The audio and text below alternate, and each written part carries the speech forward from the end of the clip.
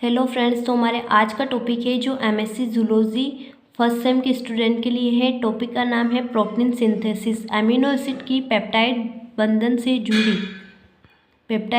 से जुड़ी स्ट्रक्चर को प्रोटीन या पॉलीपेप्टाइड चेन कहते हैं। प्रोटीन सिंथेसिस में न्यूक्लिक एसिड से जेनेटिक रचनाओं का प्रवाह एक ही दिशा में होता है। प्रोटीन सिंथेसिस की प्रोसेस दो स्टेज में पूरी होती है, ट्रांसक्रिप्शन और ट्रांसक्रिप्शन। डीएनए से जेनेटिक सूचनाओं का एमआरएनए में स्थानांतरण को ट्रांसक्रिप्शन कहते हैं।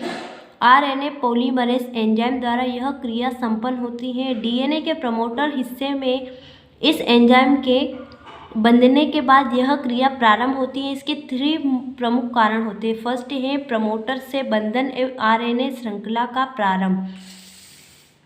डीएनए धागे पर जहां स्टार्ट सिग्नल्स रहता है उसे प्रमोटर कहते हैं। यह एडेनिन ए थाइमिन अधिक होता है, यहाँ से आरएनए चेन बनना शुरू होता है। सेकेंड है डीएनए पॉलीन्यूक्लियोटाइड चेन में वृद्धि। आरएनए पॉलीमरेज एंजाइम डीएनए के नाइट्रोजन बेस का प्रतिलिपि तैयार करता है। डीएनए का सिर्फ एक स्ट्रैंड इसमें भाग लेता है। एमआरएनए की लंबाई में वृद्धि 5-1 से 3-1 की ओर होती है। थर्ड है ट्रांसक्रिप्शन का समापन। जब डीएनए स्टॉप सिग्नल पर डीएनए पॉलीमरेज पहुंचता है तब एमआरएनए का सिंथेसिस रुक जाता है। अगला है सेकेंड ट्रांसलेशन। एमआरएनए में उपस्थित जेनेटिक सूचनाओं के अनुरूप एमिनो एसिड से प्रोटीन सिंथेसिस ट्रांसलेशन कहलाता है।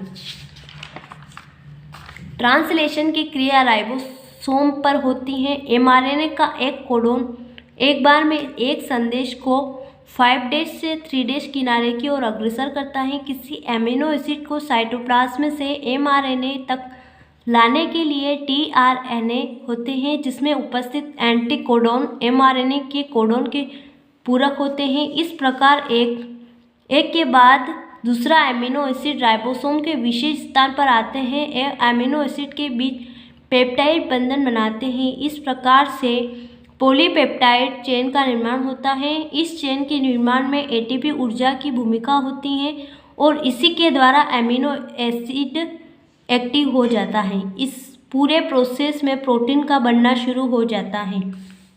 Protein synthesis.